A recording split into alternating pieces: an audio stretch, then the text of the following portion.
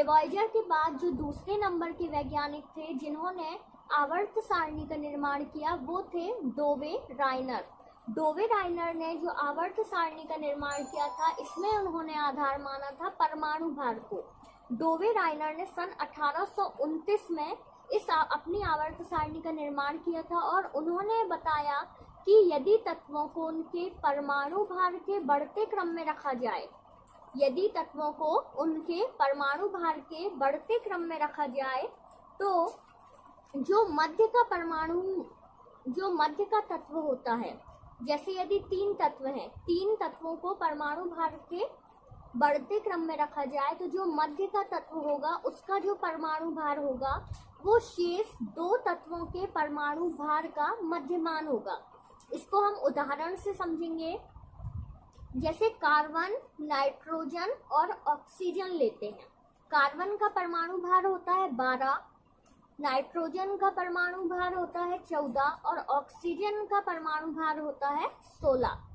तो डोवे राइनर ने क्या बताया कि यदि 3 ये तत्व हैं, इनको हम परमाणु भार के बढ़ते क्रम में रख रहे हैं तो जो बीच वाला तत्व होगा उसका परमाणु भार जो होगा वो शेष 2 तत्वों के परमाणु भार का मध्यमान होगा। हमने यहाँ कार्बन, नाइट्रोजन और ऑक्सीजन लिया, तीनों का जो परमाणु भार है, मतलब बीच में क्या है, नाइट्रोजन है, तो नाइट्रोजन का परमाणु भार कितना है, 14 है।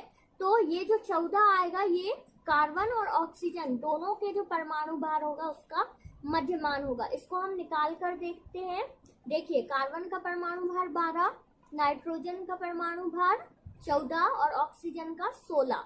तो नाइट्रोजन और ऑक्सीजन के परमाणु भार का हम मध्यमान निकालेंगे तो 12 + 16/2 तो कितना आएगा, 14 आया। तो 14 ही किसका परमाणु भार है, नाइट्रोजन का। तो यही बताया डोवे राइनर ने।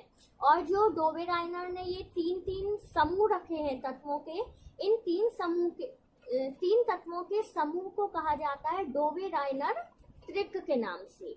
तो जो डोवे राइनर त्रिक था वो केवल कुछ तत्वों तक ही सीमित था और उस समय ज्ञात सभी तत्वों में डोवे राइनर त्रिक को व्यवस्थित नहीं किया जा सकता था। इसी कारण, इस दोष के कारण डोवे राइनर की आवर्त सारणी को मान्य नहीं किया गया था।